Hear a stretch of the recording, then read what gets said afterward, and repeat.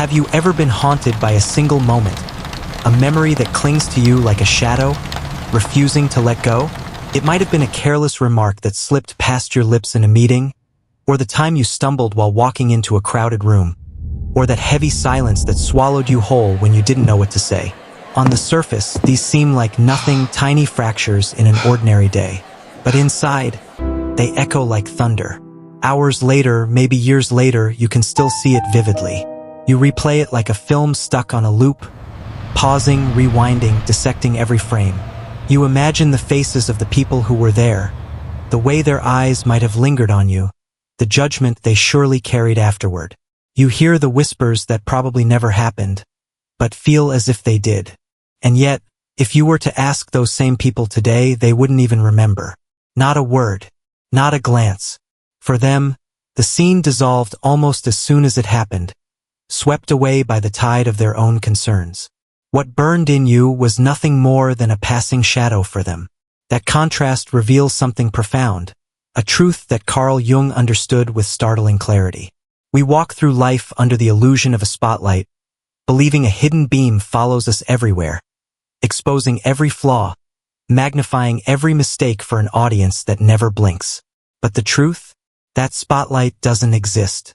The audience is a fiction, yet we live as though it were real, as though the entire world is watching us, measuring us, keeping score. From the moment we wake up, we prepare for a performance.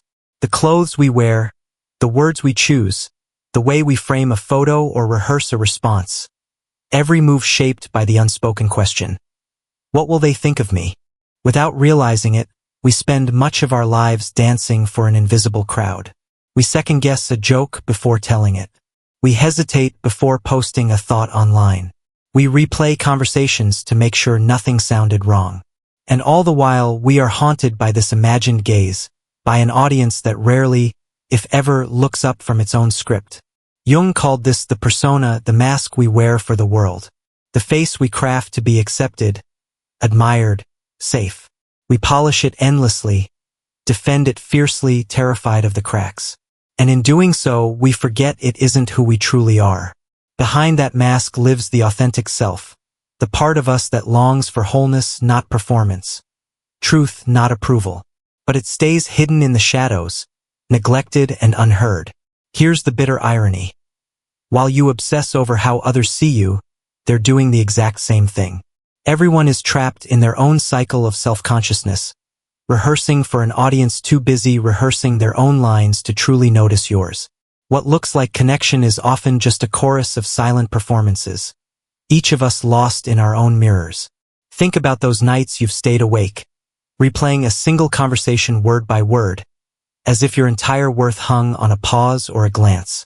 You study every syllable, every gesture, imagining how they must have interpreted it. But if you could slip into their mind, you'd see something astonishing. They forgot the whole exchange hours after it happened, drowned in the flood of their own doubts and fears. And that is the root of so much of our anxiety. Not weakness, not fragility, but a false belief that we are being evaluated constantly, that every misstep will be etched into someone else's memory forever. But the truth is, the gaze we fear is fleeting, distracted, consumed with its own storm. The spotlight you feel so painfully is an illusion. Look closely at the world and you'll see it. Someone walks into a room late and feels the burn of every eye, certain they're being judged. But in reality, no one cares.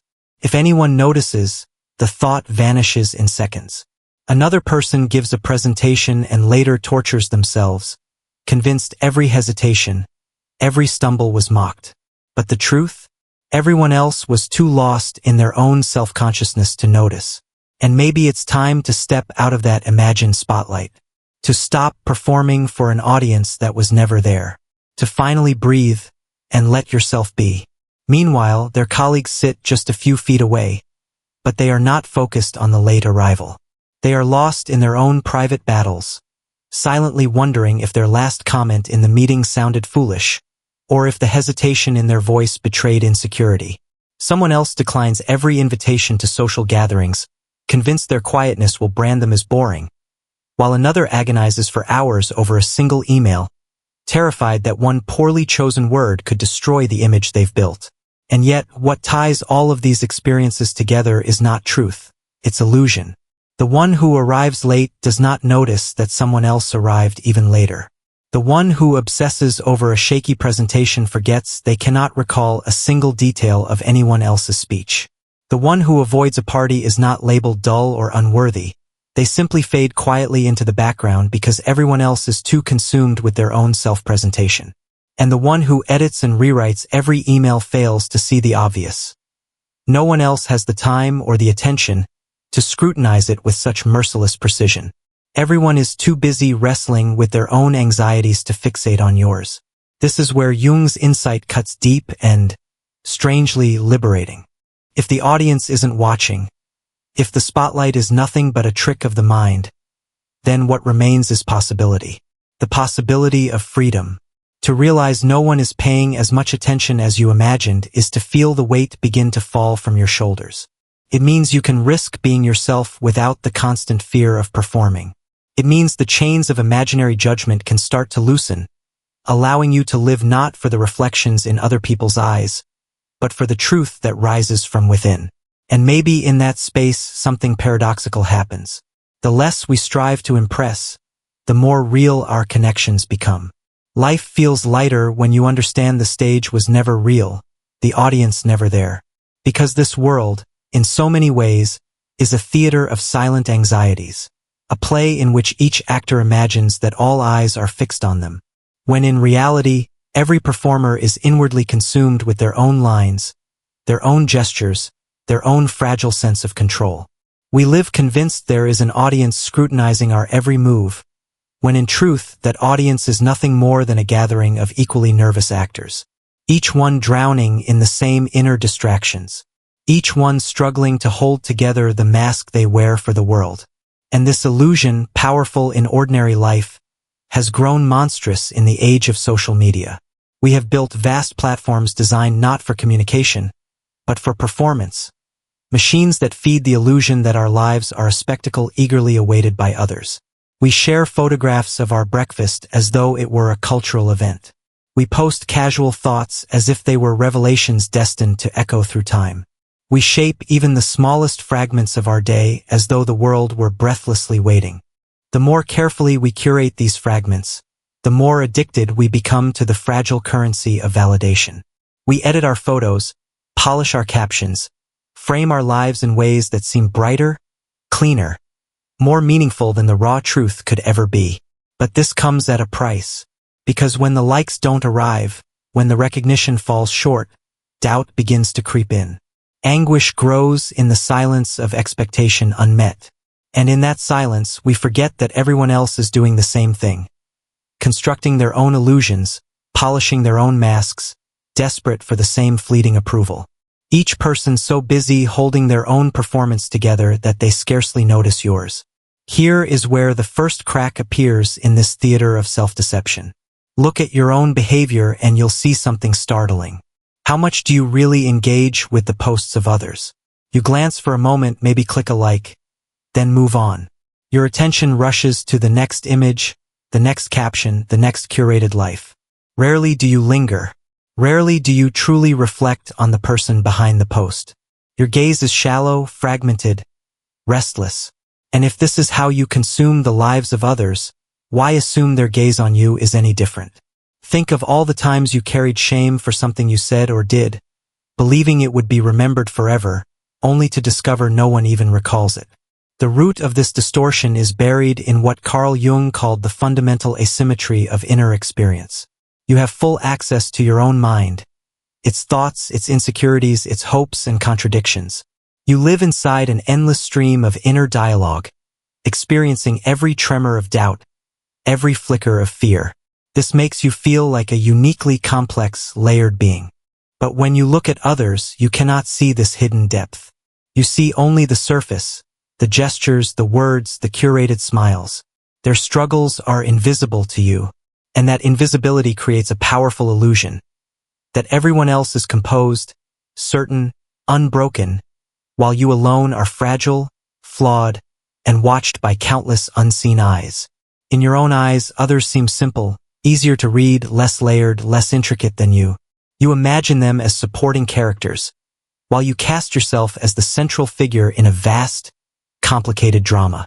And it is from this imbalance that one of the greatest illusions of social life emerges. The belief that others perceive us with the same depth, the same relentless scrutiny with which we perceive ourselves. But the truth is far different. We grossly overestimate how much space we occupy in the minds of others. The reality can feel almost cruel when you first confront it. For most people around you, even those closest to you, you are not the axis upon which their thoughts revolve. You are not at the center of their consciousness. At best, you drift in and out of their awareness like a flicker on the edge of vision, a passing presence that fades as quickly as it appears. This realization can cut like a blade. So much of our sense of worth seems to rest on the idea that we matter deeply, that we live rent-free in the thoughts of others. To discover that, in truth, we are peripheral in the private universes of most people can feel like a dismissal of our very humanity. But here is where Jung urges us to look closer. Irrelevance is not condemnation. It is not proof that we lack value. It is simply a description of how consciousness works. Each person lives locked inside the boundaries of their own experience, not because they are selfish, but because this is how the human mind is built. Awareness cannot flow in every direction at once. It anchors itself to a single vantage point, its own. And this truth, though unsettling, is not a curse. It is liberation. When you truly absorb this reality, something astonishing begins to happen. The phantom audience that once loomed over every decision dissolves. The suffocating weight of imagined judgment begins to lift. Suddenly, you are no longer spinning endlessly in the orbit of other people's opinions. You return to the center of your own gravity. Now imagine what this could do for you. What words would you speak if you were not chained to the fear of failure? What art would you create if humiliation no longer stalked your every step? What truths would rise from your depths if you were no longer enslaved to a mask? This is not a call to retreat from the world or abandon connection. It is a call to redirect the energy you spend polishing your persona toward something infinitely more real. Jung described this as loosening the grip of the persona, the mask we build to please, to impress, to belong, so we can encounter the self, the unfiltered core of who we are. To live from this center is to live with courage. It is to know that your worth is not calibrated by the applause of a distracted audience, but by the quiet integrity of your own choices. The truth is simple yet revolutionary. Others may forget your words, your actions, even your presence, but your own soul never forgets whether you lived as yourself or as an imitation. And in that clarity lies the paradox. The moment you stop performing, you become most compelling. The moment you stop exhausting yourself to impress, you begin to attract in ways no performance ever could. Authenticity radiates a force that perfection can never imitate. Pause now and examine your life. How much energy, how many hours, how many breaths have you spent maintaining an image that perhaps no one notices as much as you imagine? The shift from external validation to inner authority demands precision, not recklessness. It is not about hardening into indifference, but about recalibrating the weight you assign to other people's opinions. The first step? A 1-week audit of your motivations. Before any meaningful decision, ask yourself, am I choosing this because it reflects my true desire, or because I hope someone will approve? This simple question exposes how often our choices are choreographed by imaginary spectators. The second step is to dissect your fears. The next time anxiety coils around you in a social setting, look it in the eye. Ask, what am I truly afraid of? Is it the actual consequences of disapproval, or merely the phantom sensation of being judged? You will find, more often than not, that the fear is inflated, swollen far beyond its real significance. And the third step borrows wisdom from the Stoics, the dichotomy of control applied to human relationships. Govern what is yours, your words, your actions, your decisions. Surrender what is not, the interpretations, reactions, and judgments of others. And here is an experiment worth trying. For 1 week, observe your own attention toward others. Watch how fleeting, how fractured, how quickly your gaze moves on. Then ask yourself, if this is the nature of your focus on others, why do you imagine theirs is any different toward you? Have you ever noticed how shallow most of your interactions really are? How quickly your mind drifts back to your own concerns after meeting someone? When a person opens up and shares a piece of their story, are you truly listening with full presence? Or is part of you already rehearsing what to say next? When a person opens up and shares a piece of their story, are you truly listening with full presence?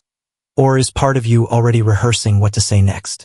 When your eyes catch a couple arguing in a restaurant, do you pause to truly understand the weight of that moment? Or do you simply register it and return to your own world? This small observation reveals an uncomfortable truth.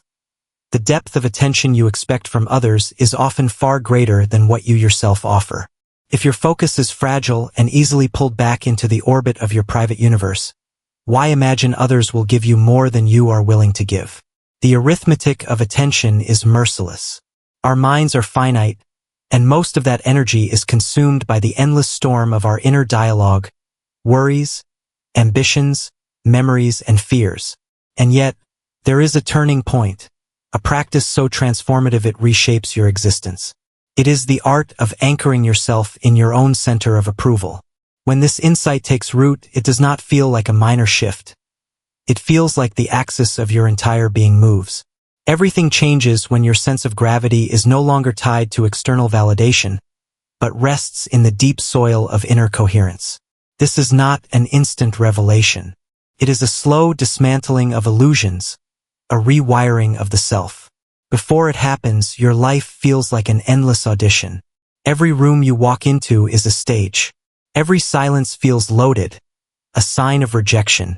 Every critique becomes a blade, cutting at the fragile fabric of your worth. Your self-esteem rises and crashes like a fragile boat in the storm of other people's opinions. But once the shift occurs, something extraordinary happens. You find stability, a kind of inner stillness that is not dependent on applause or approval. You no longer feel the need to keep performing for an invisible audience. Imperfection no longer feels like a crime. You breathe. You exist. You allow yourself to simply be. This quiet revolution in your soul shows itself in the simplest moments. You enter conversations not to impress but to understand. You make decisions that reflect your deepest values instead of what you assume will look good to others. You begin to build relationships on truth, not on performance. And here lies the irony. The moment you stop trying to please everyone is the very moment you draw toward you those who resonate with who you truly are. The script collapses, and your real voice finally speaks. With this awakening comes compassion. When you understand how consumed you once were by your own inner chaos, you see the same in others.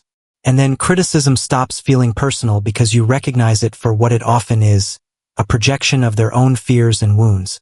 Imagine waking up tomorrow with no hunger for approval. Who would you become? What chains would fall away? Jung understood this with piercing clarity. Authentic freedom does not come from being loved by all, but from facing the truth of your solitude, from accepting that no one, not even those closest to you, can love you in the exact way you once imagined. This realization does not strip you of humanity. It deepens it. It does not deny the beauty of connection. It elevates it beyond the fragile economics of constant reassurance.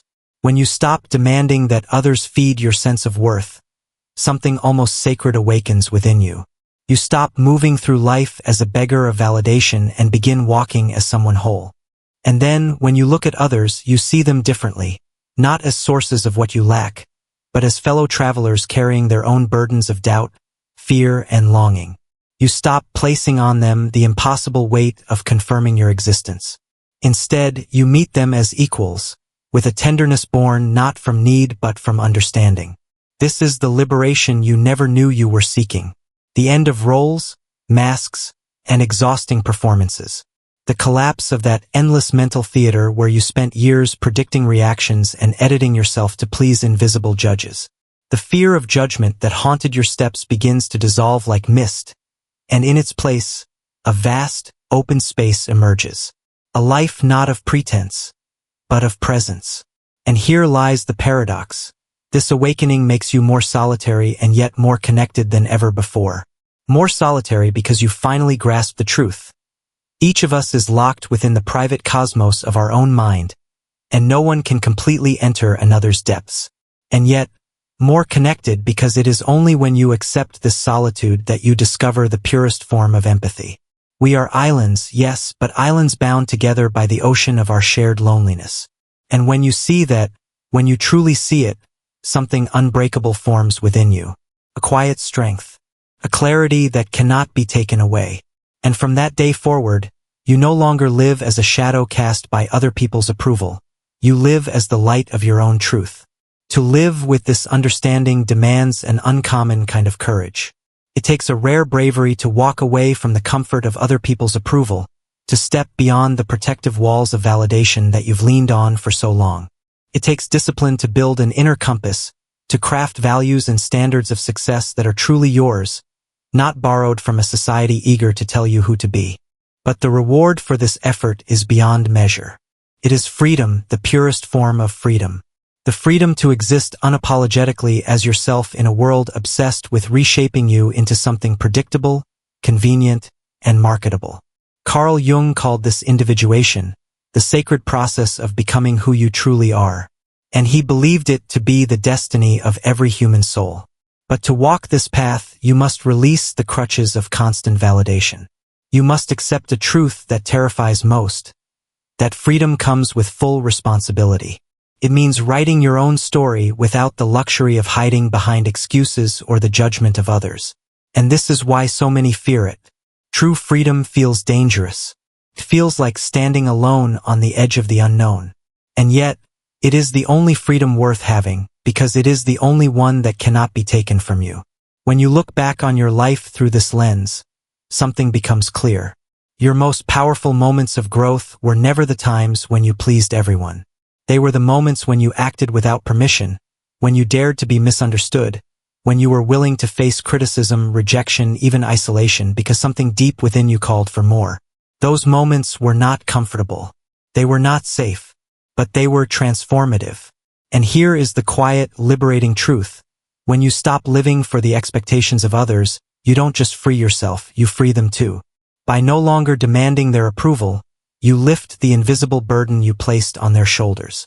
You allow them to meet you in authenticity, not in roles, not in masks, not in hollow performances. This kind of freedom is contagious. It ripples outward in silence. It becomes an unspoken invitation for others to step into their own truth. This is the revolution Jung envisioned, not one that topples governments or rewrites laws, but one that transforms how we relate to ourselves, to each other, and to life itself. It is an inner revolution, a radical shift that begins with the humbling realization that people are not thinking about us nearly as much as we imagined. And in that recognition lies the doorway to liberation. Because if the eyes of the world are not always upon us, then at last we are free to live as we are. So ask yourself this: how much of your life has been spent chasing the ghost of approval? And how much more of your life could open if you let that ghost go? This is the challenge Jung leaves us with, not as theory, but as a daily practice. Every time you choose authenticity over applause, every time you listen to the quiet voice within instead of the loud demands around you, you strengthen the foundation of your freedom. And remember this: the day you stop living for the approval of others is the day you begin to truly live for yourself.